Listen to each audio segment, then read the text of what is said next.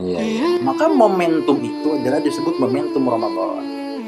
Momentum Ramadan adalah momentum kita menghapus dosa. Caranya kan gimana?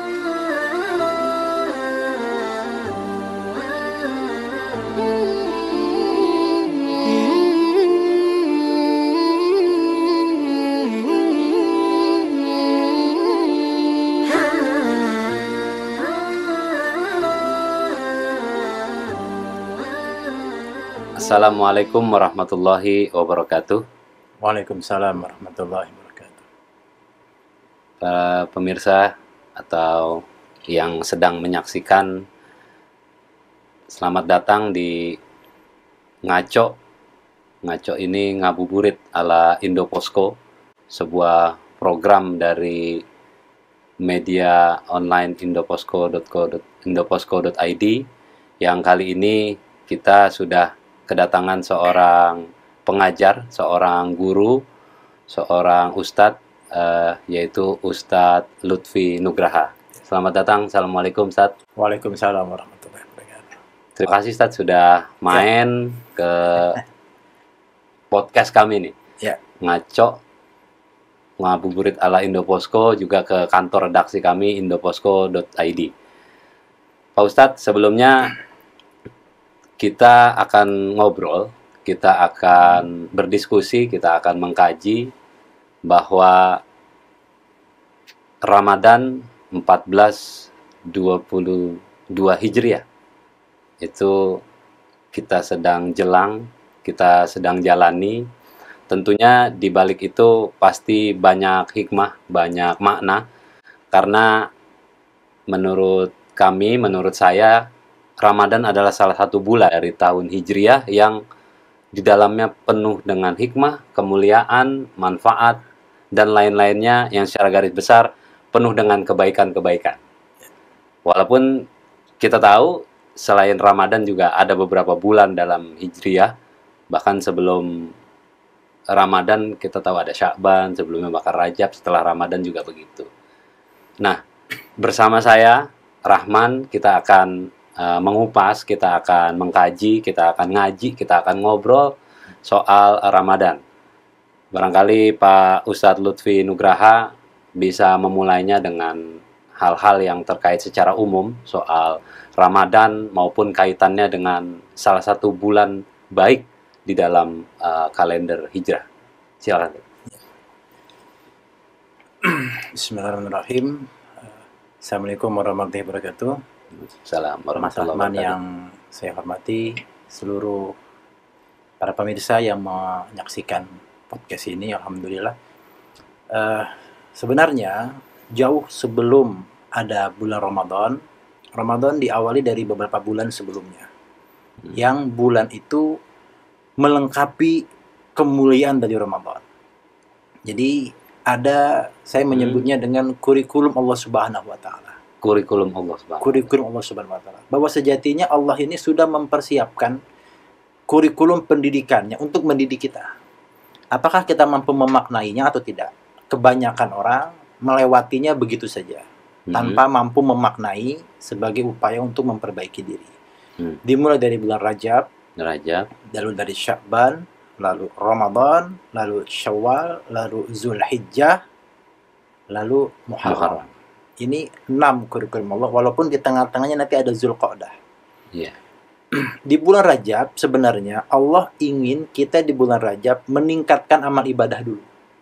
Jadi tidak mungkin satu Ramadan tiba-tiba kita merasakan hikmah Ramadan, tidak mungkin. Sangat sulit sekali. Kalau ingin merasakan nikmatnya Ramadan, maka permulaannya dari Rajab tadi. Di Rajab Allah ingin agar kita meningkatkan amal ibadah. 2 kuncinya. Yang belum kita kerjain, Ya. Yang sudah kita kerjakan, kita tambahin. Nah, itu kunci di situ. Belum mulai tahajud, berarti mulai tahajud. Sudah mulai tahajud, tambahin rokaatnya. Udah panjang Pak Ustadz rokaatnya, tambahin bacaan suratnya. Terus begitu. Itu di Rajab. Di Sya'ban, makanya orang-orang tua kita menyebut bulan Sya'ban ini bulan Rawah. Bulan Rawah. Bulan Rawah. Nah, itu di kampung saya disebut juga rowahan. Rowahan. Kalau kita mau Ramadan, masuk ke rowahan dulu katanya. Nah, Silakan, Tat. Asal kata dari ruh. Ruh. Jadi bulan Sya'ban itu adalah bulan pembersihan ruh. Mm-mm. Setelah di Rajab, amal ibadah kita meningkat. Iya. Makanya di bulan Sya'ban ini adalah bulan di mana kita melatih ikhlas, melatih ridho, melatih tawadu, sekaligus memperbanyak ziarah kubur. Iya, iya. Ruh kita yang masih hidup di alam dunia disambungkan dengan ruh pendahulu kita di alam barzakh. Makanya ziarah kubur bagus kapan saja. Iya, iya. Tapi alangkah baiknya dilaksanakan di bulan Sya'ban. Dari situ baru masuk Ramadan. Iya, iya. Baru kita akan merasakan indahnya Ramadan. Setelah Rajab, Sya'ban, kita dipersiapkan. Baru masuk Ramadan. Nanti begitu masuk Ramadan, adalah bulan peleburan dosa. Iya, iya. Nanti kita bisa lebih kaji lagi di situ. Dari Ramadan udah melebur dosa, baru Syawal. Iya, iya. Ibadahnya mantap, ruhnya bersih, dosa dilebur, baru Syawal. Apa Syawal? Silaturahim. Ketemu orang tua, ketemu adik. Makanya tidak ada silaturahim paling indah melebihi di bulan Syawal. Iya. Kenapa? Karena silaturahim di bulan Syawal ini sudah dipersiapkan 3 bulan yang lalu. Iya, iya. Dari Rajab, dari Sya'ban, dari Ramadan, baru silaturahim di Syawal. Cium tangan orang tua di hari Lebaran, 1 Syawal, lain sama di luar Syawal. Pelukan saudara, tangisan, sungkeman itu tidak ada yang seindah bulan Syawal. Yang muda mengunjungi yang Iya, tua. saling berkunjung, saling silaturahim itu luar biasa. Bawa-bawa makanan, bawa-bawa hadiah itu luar biasa. Syawal itu adalah bulan kita saling memaafkan. Hablum minannasnya. Dari situ baru masuk Zulqa'dah, Zulhijjah. Iya, iya. Udah amal ibadah naik di Rajab, ruh bersih di Syawal, dosa lebur di Ramadan, silaturahim ada di Syawal, baru Allah perintahkan 10 Zulhijjah, beli kambing, beli sapi, beli unta, beli kerbau, potong. Tuh, lihat. Yang kita biasa tahu tuh Idul Adha, Idul Kurban. Idul Kurban. Baru Allah perintahkan kita potong hewan kurban. Yang berangkat haji, baru Allah bilang, berangkat haji. Baru pas wukuf nangis. Kenapa? Persiapan wukuf ini dari Rajab, dari Sya'ban, dari Ramadan, dari Syawal, baru wukuf di Padang Arafah. Dari pulang haji habis kita setelah melaksanakan kurban, baru masuk Muharram. 1 Muharram tahun baru Islam. Baru di situ kita menjadi orang yang menang sebenarnya. Itulah yang disebut dengan wa may yuti'illah wa rasulahu faqad faza fauzan azima. Itu dia. Siapa yang taat kepada Allah, siapa yang taat pada Rasulullah, faqad faza, faqad, jangan lagi ragu, faza fauzan azima. Mereka akan dapat kemenangan yang besar. Jadi memaknai kemenangan itu adalah memaknai estafet kurikulum Allah. Iya, iya. Sulit kita. Tidak ada persiapan, tiba-tiba tarhib Ramadan muhasabah nangis. Enggak bakal nangis. Enggak bakal nangis. Kalaupun nangis, lihat kanan nangis, lihat kiri nangis. Malu enggak nangis? Nangis juga akhirnya. Latah itu. Latah. Malu dong, masa orang nangis enggak nangis? Nangis juga. Air mata buaya. Air mata buaya. Kenapa? Tidak ada persiapan, enggak ada apa-apa. Tiba-tiba dia muhasabah, zikir, tahlil, nangis, enggak tersentuh hati kita. Kira-kira gitu. Nah, Pak Ustadz, tadi kan dari Rajab sampai Muharram. Di Rajab itu kan pasti banyak perintah-perintah untuk kita meningkatkan ibadah dan lain-lain. Kita tahu kita diminta puasa tuh.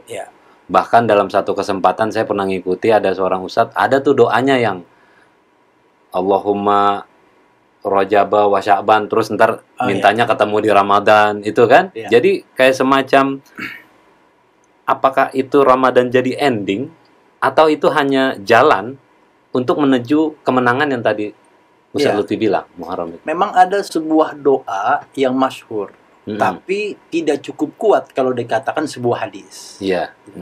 Jadi jangan mengatakan, ini juga autokritik lah. Jangan mengatakan qala Rasulullah sallallahu alaihi wasallam, Allahumma barik lana fi Rajab wa Sya'ban wa balighna Ramadan. Itu tidak cukup kuat dikatakan sebuah hadis. Tapi kalau dikatakan wa qala fi du'a, ini mafi muskilah. Ini enggak ada masalah. Dan dikatakan dalam sebuah doa, atau enggak masalah. Allahumma barik lana fi Rajab wa Sya'ban wa balighna Ramadan. Karena kan doa ini sebenarnya doa ini ada 4. Doa dari Allah dalam Al-Quran. Iya. Robbana atina, Robbana hablana, Robbana zolamna, itu semua Iya. dalam Al-Quran. Rabbana la tuzigh. Iya, Ya. itu doa-doa dalam firman Allah. Yang kedua, doa dari Rasulullah. Itu doa-doa dari Rasulullah. Lihat di zikir pagi petang, itu full doa dari Rasulullah. Seperti misal, Allahumma inna na'udzubika minal barosi wal junun. Nah, ini kan lagi masuk doa nih, doa-doa pandemi. Ya, Nah, doa-doa itu pandemi. doa dari Rasulullah yang disebut dengan ma'thurat. Iya, iya. Ma'thurat. Yang ketiga, doa dari para ulama. Mm-mm. Doa dari para ustadz, kiai, habaib, ini doa dari guru-guru kita. Yang keempat, doa dari kita. Iya, iya. Kita bukan Allah, kita bukan Nabi, kita bukan ulama, kita berdoa sendiri. Ya Allah, utang saya. Bisa. Minta dah tuh. Minta dah tuh. Ya Iya. Allah, anak saya. Itu doa dari kita. Boleh nggak? Ah, Boleh. Boleh. Ya. Makanya kalau dikatakan wa qala fi du'a Allahumma barik lana fi rojabat tadi, mafi muskilah, nggak ada masalah. Tapi kalau mengatakan itu hadis, ini jadi problem dalam ilmu hadis. Nah, memang kalau sudah menyebut Rajab, biasanya nyambung ke Sya'ban, Iya, biasanya nyambung ke Ramadan. Ramadan. Tapi menurut saya, kemenangan besar seseorang itu bukan didapatkan pada 1 Syawal sebenarnya. Itu hanya kemenangan etapa pertama. Kemenangan etapa kedua ada di hari Idul Kurban dan di 1 Muharram. Iya. Jadi ada 3 etapa kemenangan. Maka banyak sekali pendapat para ulama bahwa kemenangan dari Ramadan di 1 Syawal adalah kemenangan tahap 1. Karena setelah itu ada pelaksanaan ibadah haji. Iya, iya. Ya, setelah wukuf, padang Arafah, jumrah segala macam, itulah kemenangan yang kedua bagi mereka yang berhaji. Nah, maka tanggal 1 Muharram, kemenangan kita seluruh kaum muslimin dalam tahun baru Islam adalah kemenangan yang sebenarnya harus dirasakan oleh seluruh kaum muslimin. Karena kan orang mah nggak bisa haji semua. Iya. Tapi Makanya ada apa? Pergi haji jika mampu. Iya, Begitu, kan? bagi aja juga mampu. Makanya, tapi kalau Ramadan semua ngerasain. Iya, Yang iya. mampu, yang nggak mampu ngerasain. Idul Adha semua ngerasain, walaupun dia nggak berangkat haji. 1 Muharram semua ngerasain, walaupun dia mungkin sebagian ada yang yatim. Kan itu kita kenal dengan biasanya 10 Muharram ini kan lebaran yatim. Lebaran biasanya yatim. gitu. Tapi bukan berarti menyantuni yatim hanya di situ. Iya, iya. benar-benar. Sebenarnya. Itu kan hanya monumen. Mm-mm. Momentum saja. Karena kan segala hal ini tuh perlu momentum. Iya, iya. Itu perlu momentum. Gitu. Kayak gini nih, podcast. Iya. Momentumnya Ramadan. Heeh. Perlu momentum kan. Nah, sama ke 10 Muharram itu hanya momentum saja.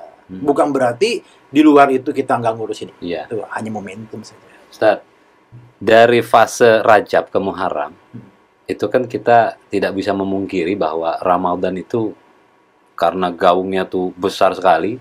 Di situ juga, ini bahasa sederhananya, Ustaz. Jadi Allah itu menyilahkan, mewajibkan kalau mau berlomba-lomba kebaikan, ibadah dan segala macam itu di Ramadan semuanya.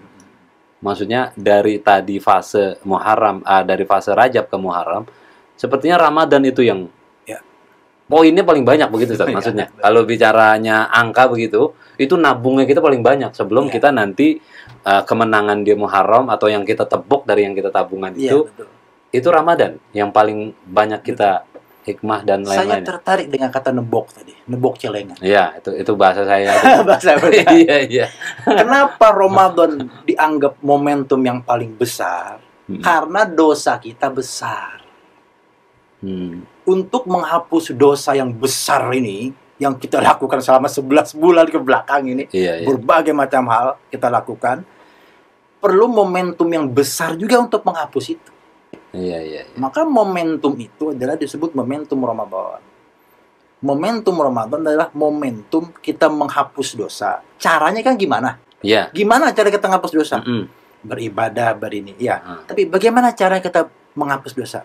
Cara kita menghapus dosa di Ramadan adalah dengan mengakrabkan diri kita kepada Allah. Jadi tidak hanya puasa saja. Tidak hanya puasa saja. Puasa sebagai sebuah kewajiban yang tidak bisa dielakkan di Ramadan, keniscayaan. Iya, iya. Tidak mungkin Ramadan tidak puasa. Mm-mm. Tapi masih banyak lagi amal-amal ibadah yang kita bisa lakukan di sepanjang Ramadan. Di samping itu saja puasa, lalu kita bisa membaca Al-Quran, jangan lupa infak dan sedekah, jangan lupa juga bersilaturahim dengan orang-orang yang kurang mampu Hmm. gitu dia. Karena luar biasa, Nabi bersabda, lisoimi farhatan. Hmm. Untuk orang yang berpuasa ada dua kebahagiaan. Hmm. Farhatun inda yuftir wa farhatun inda liqa rabbih. Hmm. Orang yang berpuasa dua bahagia. Bahagia ketika dia berbuka Ya. dan bahagia ketika dia berjumpa dengan Allah. Hmm. Kalau berjumpa dengan Allah ini kajian berat. Iya. Tapi bahagia ketika kita berbuka itu luar biasa. Iya. Iya. Luar biasa. Ada kebahagiaan ketika mungkin 14 jam kita menahan haus dan lapar, tiba-tiba kena air minum, azan maghrib begitu berharga di bulan itu, Iya. luar biasa. Hmm. Ada rasa bahagia, nggak bisa dipungkiri, ada rasa bahagia. Kira-kira itulah rasa bahagia saudara kita yang kurang mampu sebenarnya ketika kita bawakan mereka makanan di 11 bulan yang lalu. Iya. Iya. Kira-kira gitu. Maka kalau momentum Ramadan ini adalah yang terbesar, iya. Karena ini dijadikan bulan penghapusan dosa kita yang besar juga. Nah, nebok celengannya agak banyak gitu. Ada di situ. Lalu Ustadz, kan menyambut biasanya orang-orang kebanyakan kaum muslimin juga ada dalilnya begitu ya, kalau saya keliru begitu. Kita tuh kalau menyambut Ramadan tuh senang juga ya, maksudnya apa yang membuat kita tuh harus diminta senang gitu, tanda petik, ketika Ramadan mau tiba itu.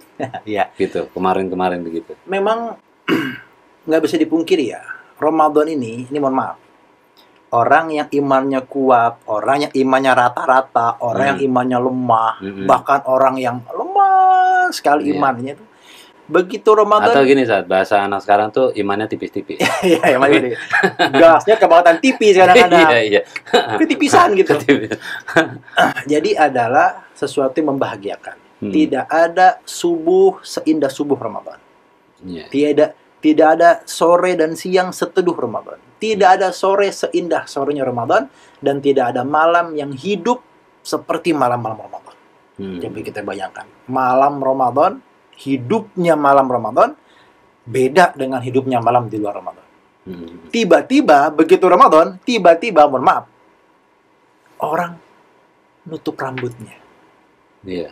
Walaupun jilbabnya dilingkar-lingkarin. Iya. Tiba-tiba orang menyimpan dulu pakaian yang agak ketatnya. Iya. Orang tiba-tiba pakai kaftan, pakai agak longgar. Orang tiba-tiba pakai sarung. Orang tiba-tiba merasa dirinya dekat dengan Allah Subhanahu wa taala. Itulah hikmah Ramadan, dan memang sebagai sebuah bulan yang kebiasaannya beda sama yang lain.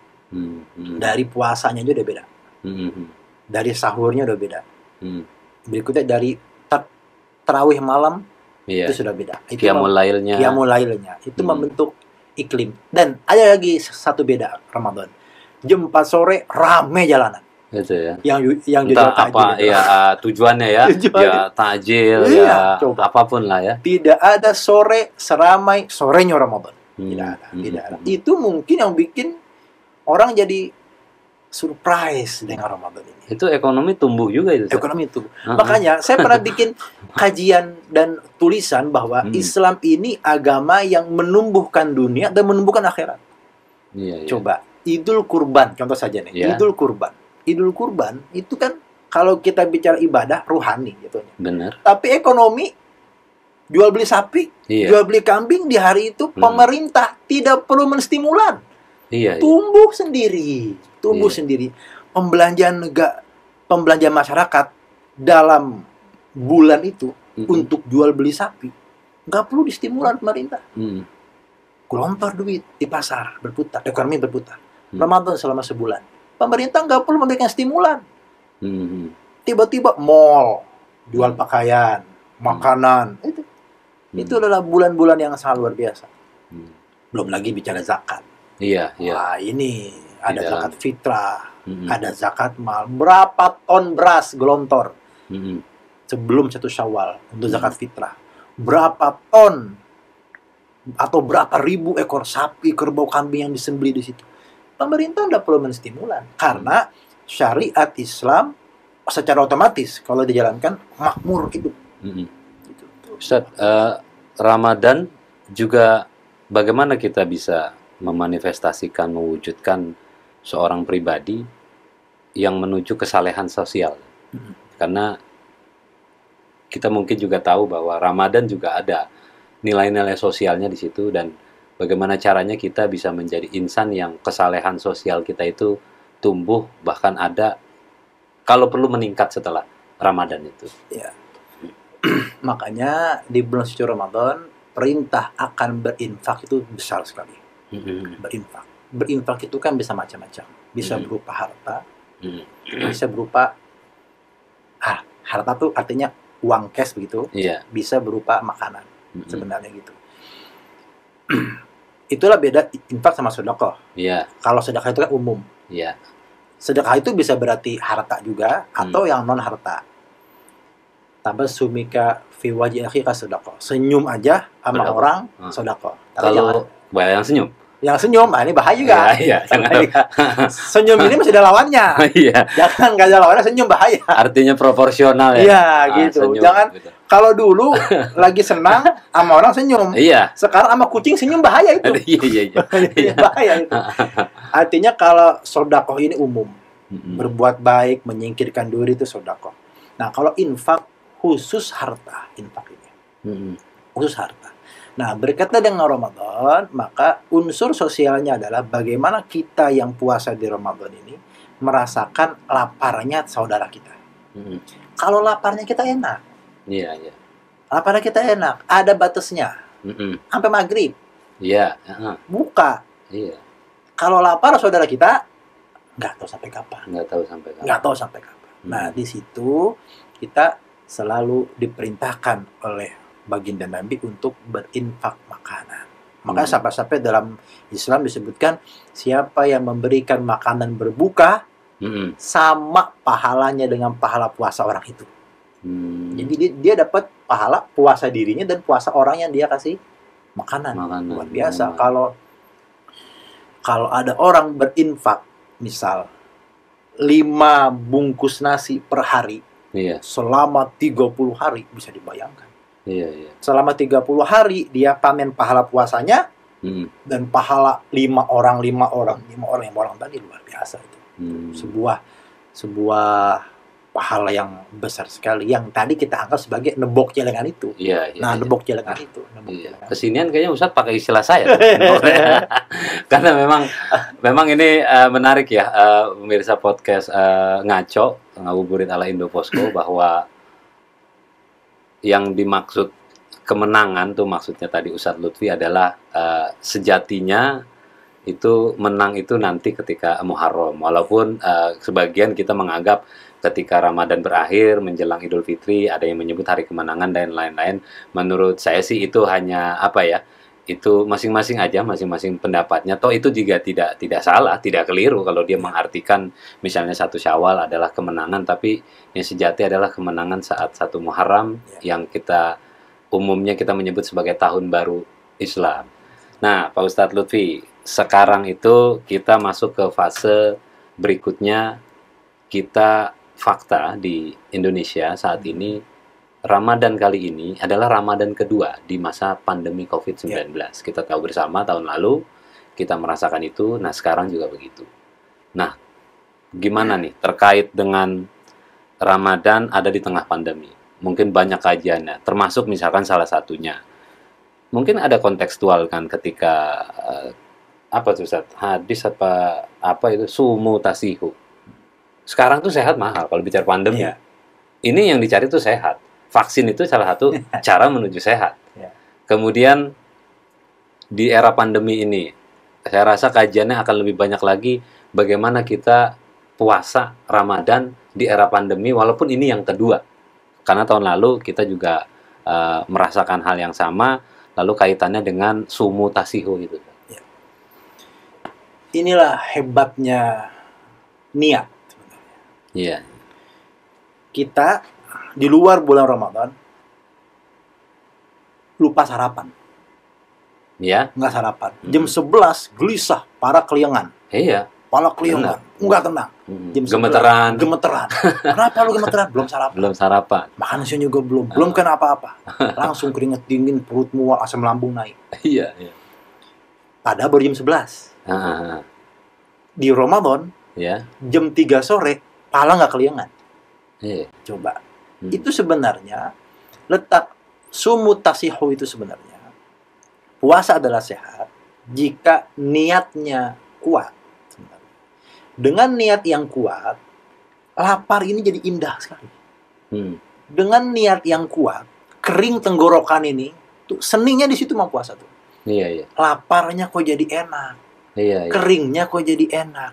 Hmm. Kenapa ya? Kalau Ramadan hati lebih tenang. Hmm. Kenapa ya kalau Ramadan pas lagi puasa nih kita jadi menjaga lisan?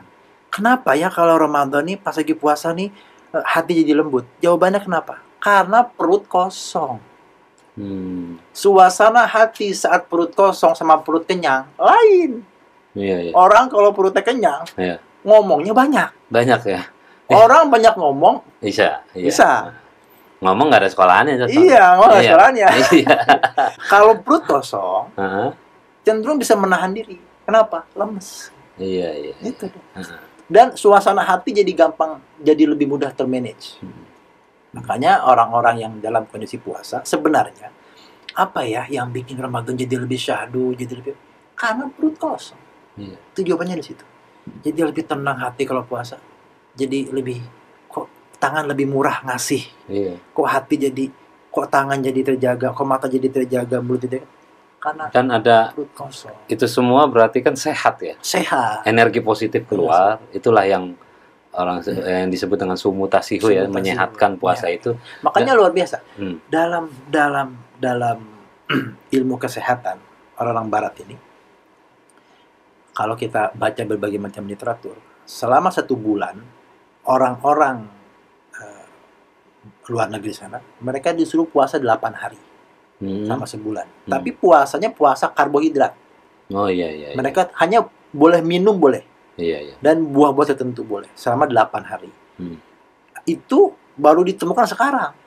Hmm. Di zaman Islam, puasa 8 hari ini kan Senin Kamis, Senin Kamis, Senin Iya, Kamis, iya. Senin Kamis. Hmm. Ditambah ayamul bid. Jadi 15 hari sebenarnya kita puasa dalam sebulan. Usus kita yang lelah ini, Hmm. maaf, tidak ada benda terkotor di alam semesta melebihi perut kita. Iya, iya. Ini paling kotor melebihi sampah terkotor di alam semesta ini. Nggak Perut ada kita. spare part-nya. Hmm. Nggak bisa dicuci di cucian steam, Iya. nggak dijual onderdilnya di mana-mana. Iya.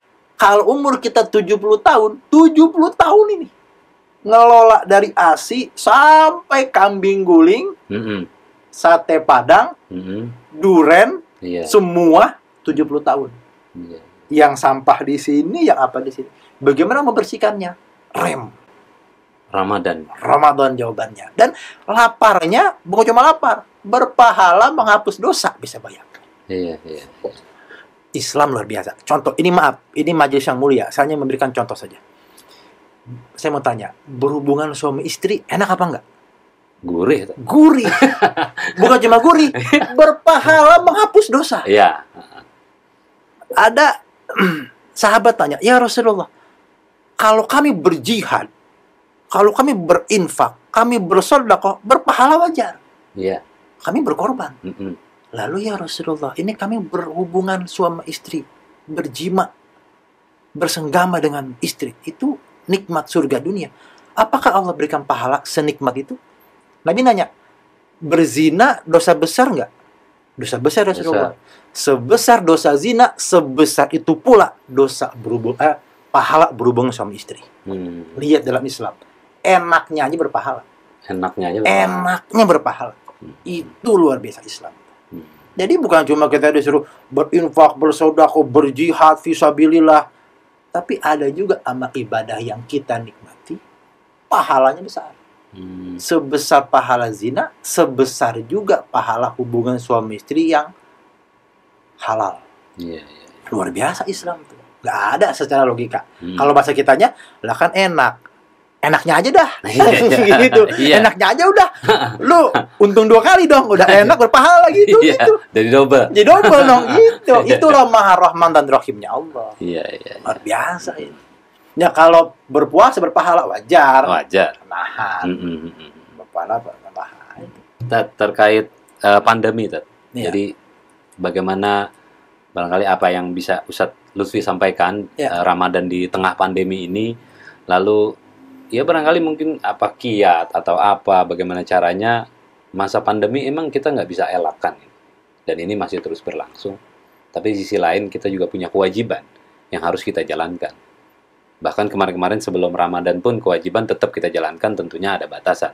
Tapi kalau menurut saya di Ramadan ini justru bisa jadi, misalnya saya berpikirnya, inilah salah satu cara kita misalnya untuk di pandemi ini, ya barangkali kita lebih banyak beribadah dan lain-lain. Itu gimana? Ya, kalau untuk tips di masa pandemi, sebenarnya kalau untuk tips dari kesehatan, itulah jawaban kenapa Nabi mensunnahkan kita bersahur. Ya. Maka kunci, karena di sahur itu ada Iya. keberkahan di situ ya. ada keberkahan di situ. Walaupun hanya Mungkin 20 menit, Iya. bukan itu, tapi waktu sahur adalah waktu yang ada keberkahan di situ. Tasaharu fa inna fi sahuri barakah. Sahurlah kalian. Gitu. Walaupun itu bukan perintah wajib, Iya. tapi di kondisi pandemi, agak-agaknya sahur ini penting sekali. Iya. Maka kunci adalah di sahur. Sahur, perbanyak nutrisi-nutrisi yang bisa membuat tubuh kita jadi lebih fit. Nabi mencontohkan seperti habatus sauda, Iya. seperti kurma, seperti madu. Itu adalah makanan-makanan sunnah Rasulullah untuk di sahur. Setelah sahur, kuatkan niat. Kuatkan niat. Setelahnya kita berpuasa sambil tawakal kepada Allah. Terima kasih Ustadz Lutfi Nugraha sama-sama. sudah membagikan ilmu kepada kita soal kajian tentang Ramadan, dan juga lebih dari itu yang tadi disampaikan soal kurikulum dari Allah Subhanahu wa Ta'ala, yang sejatinya kita harus bisa memaknai bahwa dari Rajab, Sya'ban, Ramadan hingga terus ke Muharram, ketika kita meraih kemenangan itu adalah yang sejati di situ. Dan tadi juga ada pesan dari Ustadz Lutfi soal Ramadan di era pandemi. Itu jangan sampai saya mengambil kesimpulan pandemi ini menyurutkan langkah niat dan langkah kita, kemudian menurunkan intensitas ibadah, itu tidak.